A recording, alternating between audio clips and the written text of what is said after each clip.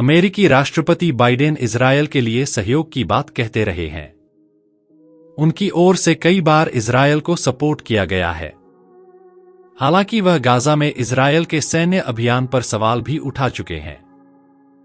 America और Israel में एक तनातनी भी इस मुद्दे पर साफ साफ देखने को मिली है। अमेरिका और इजरायल को एक दूसरे का सबसे भरोसेमंद सहयोगी माना जाता है। हाल के समय में गाजा पर हमले को लेकर जब इजरायल की दुनिया भर में आलोचना हुई है, तब भी अमेरिका का सहयोग उसे ज्यादातर मौकों पर मिला है। इस सब के बावजूद दोनों के बीच हालिया समय में कई मामलों पर तनातनी भी देखी गई। ऐसे में सवाल उठ रहे हैं कि क्या इजरायल अमेरिका की चट्टान जैसी दोस्ती में दरार आ रही है। इस पर पश्चिम एशिया के एक्सपर्ट ने अपनी राय रखी है।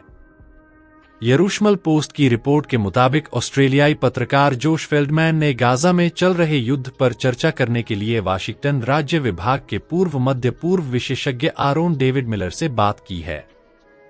मिलर ने वाशिंगटन राज्य विभाग में मध्य पूर्व विशेषज्ञ के रूप में कई साल तक काम किया है। मिलर ने गाजा युद्ध के बीच इजरायल और अमेरिका के बीच राजनीतिक तनाव पर बात की है। दोस्तों, वीडियो अगर पसंद आया तो वीडियो के एक लाइक करके चैनल को सब्सक्राइब करें ताकि हमारे नई वीडियो आपको सबसे पहले मिल सके। इजरायल और अमेरिका के रिश्तों में बदलाव पर मिलर ने कहा, मेरे विचार में इजरायल के इतिहास की सबसे दक्षिणपंथी सरकार के समय में बाइडेन प्रशासन निष्क्रियाक्रामक नीति अपना रहा है। बाइडेन के लिए इजरायल की अहमियत है और इससे किसी को आश्चर्य नहीं होना चाहिए कि वह एक बड़े युद्ध के दौरान इजरायल का दौरा करने वाले पहले अमेरिकी राष्ट्रपति थे। बाइडेन को इजरायल के विचार और इजरायल के लोगों से प्यार है, लेकिन निश्चित रूप से बेंजामिन नेतन्याहू के साथ वह उस तरह सकारात्मक नहीं है।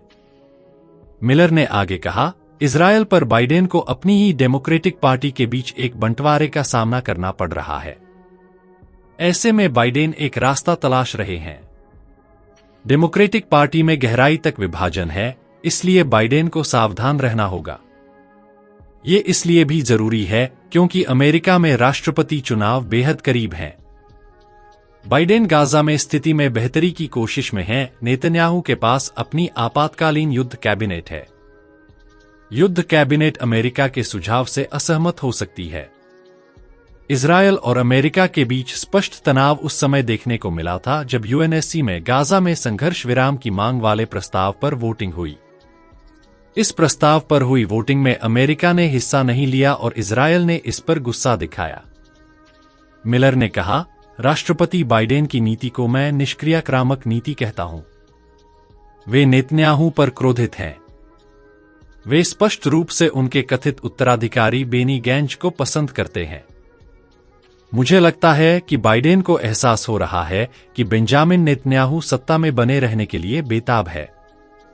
वह सत्ता में बने रहने के लिए जो कर रहे हैं, उनमें युद्ध को लंबा खींचना भी शामिल है। ये बाइडेन प्रशासन के लिए चिंता का विषय है। मिलर ने अपने इंटरव्यू के आखिर में कहा, जो बाइडेन की असली परीक्षा 8 मई को हो सकती है, जब विदेश मंत्री को राष्ट्रीय सुरक्षा ज्ञापन संख्या 20 के अनुसार पुष्टि करनी होगी कि इजरायल ने मानवीय सहायता और अमेरिकी सैन्य उपकरणों के संबंध में वादे निभाए हैं। मुझे लगता है कि यह वैश्विक संकट है जो अमेरिका और इजरायल के बीच संबंधों को कमजोर सकता है। इजरायल ने हमास को चेतावनी देते हुए कहा है कि उसके पास बंधक समझौता करने का आखिरी मौका है। अगर हमास समझौते पर सहमत नहीं होता है तो फिर उसकी सेना राफा शहर पर हमला कर देगी। हमास फिलहाल युद्ध विराम के नए इजरायली प्रस्ताव की समीक्षा कर रहा है। राफा इस समय विस्थापित फिलिस्तीनियों के लिए अंतिम शरणस्थली बना हुआ है। सीजफायर के लिए इजरायल और मिस्र के अधिकारियों के बीच लंबे समय से चल रही वार्ता शुक्रवार को समाप्त हुई है।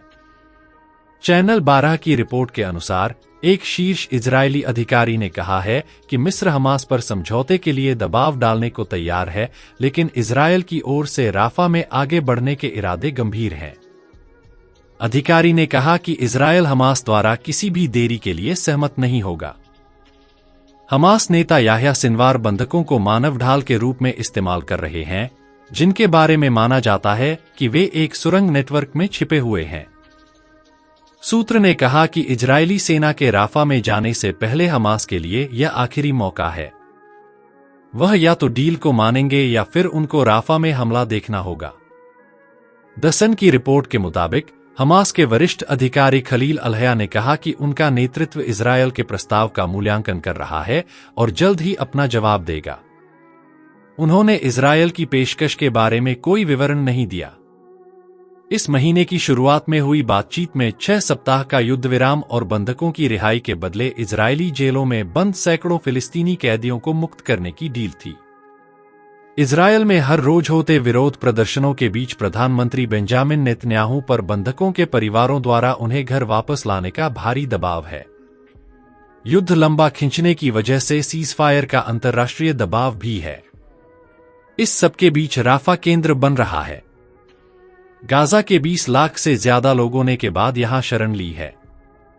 इजरायल काफी समय से इस बात पर जोर दे रहा है कि वह मिस्र की सीमा से लगे शहर राफा पर जमीनी हमला करेगा, क्योंकि हमास की आखिरी बटालियन वहां छिपी हुई है। इजरायल की सेना ने राफा शहर के करीब दर्जनों टैंक और बख्तरबंद वाहन जमा कर दिए हैं। मिस्र ने आगाह किया है कि राफा में हमले के मानवीय स्थिति के साथ साथ क्षेत्रीय शांति और सुरक्षा पर विनाशकारी परिणाम हो सकते हैं। हमास ने इससे पहले कहा था कि वह स्थायी युद्ध विराम और इजरायली सैनिकों की पूर्ण वापसी की अपनी मांगों से पीछे नहीं हटेगा। इस मांग को इजरायल ने खारिज किया है। सऊदी अरब ने हज करने को लेकर नियमों में सख्ती की है। सऊदी अरब की फतवा परिषद ने हज के लिए परमिट अनिवार्य घोषित करते हुए नियमों का कड़ाई से पालन करने की बात कही है। सऊदी अरब के वरिष्ठ विद्वानों की परिषद की ओर से जारी फतवे के अनुसार आधिकारिक परमिट के बिना हज करना प्रतिबंधित किया जाता है। ये हज यात्रियों की सुरक्षा सुनिश्चित करने के प्रयास के तहत उठाया गया कदम है। ये फतवा परमिट प्राप्त करने की जरूरत पर जोर देने के साथ साथ इस्लामी कानून के तहत हज के महत्व पर भी प्रकाश डालता है। खलीज टाइम्स की रिपोर्ट के अनुसार आंतरिक मंत्रालय, हज मंत्रालय, ग्रैंड मस्जिद और पैगंबर की मस्जिद के मामलों की देखभाल के लिए बने सामान्य प्राधिकरण के सहयोग से ये निर्णय लिया गया है। सऊदी अरब के हज और उम्रा मंत्रालय ने एक बयान में कहा कि हज करने की योजना बना रहे लोगों द्वारा स्थापित नियमों और दिशा निर्देशों का कड़ाई से पालन करने की आवश्यकता पर जोर दिया गया है। लोगों की सुरक्षा से जुड़ी चुनौतियों और जोखिमों के बारे में चिंताओं को देखते हुए ये फैसला लिया है। रिपोर्ट के मुताबिक परमिट जारी करने से हज यात्रा से जुड़े अनुष्ठान सरल हो जाते हैं, जिससे शरिया द्वारा अनिवार्य सेवाओं की निर्बाध डिलीवरी सुनिश्चित होती है। यह व्यवस्था सुरक्षा बनाए रखने और भीड़-भाड़ और संभावित भगदड़ को रोकने के लिए तीर्थयात्रियों की संख्या के प्रबंधन के लिए महत्वपूर्ण है। वरिष्ठ विद्वानों की परिषद के अनुसार हज परमिट प्राप्त करना न केवल एक कानूनी दायित्व है, बल्कि इस्लामी शिक्षाओं के अनुपालन के लिए भी अहम है। जो लोग इस जिम्मेदारी को पूरा करेंगे वे न केवल कानूनी परिणामों से बचेंगे, बल्कि उन्हें पुरस्कृत भी किया जाएगा। इस साल यानी 2024 में करीब 20 लाख भारतीय तीर्थयात्रियों के हज के लिए सऊदी अरब जाने की उम्मीद है। इस साल हज के लिए भारत से 1,39,000 लोग सऊदी अरब जाएंगे। देश भर से लोगों ने हज के लिए आवेदन किया था। इनमें से लॉटरी सिस्टम के जरिए 1,39,054 हाजियों का नाम हज यात्रा के लिए चुना गया। करीब 35,000 लोग निजी रूप से भी हज पर जाएंगे। भारत और सऊदी की सरकारों के बीच बीते साल द्विपक्षीय हज समझौता हुआ है। इसके तहत हज 2024 के लिए भारत से कुल 1,75,025 हाजियों का कोटा हुआ है। इसमें भारतीय हज समिति के माध्यम से 1,40,020 सीटें आरक्षित की गई हैं। हज ग्रुप संचालकों के माध्यम से 35,005 हाजी सऊदी जा सकते हैं। दोस्तों, वीडियो अगर पसंद आया तो वीडियो के अपने मित्रों तक शेयर करें ताकि उन्हें भी जानकारी मिल सके। साथ ही वीडियो के एक लाइक करके चैनल को सब्सक्राइब करें ताकि हमारे नई वीडियो आपको सबसे पहले मिल सके। जय श्री राम।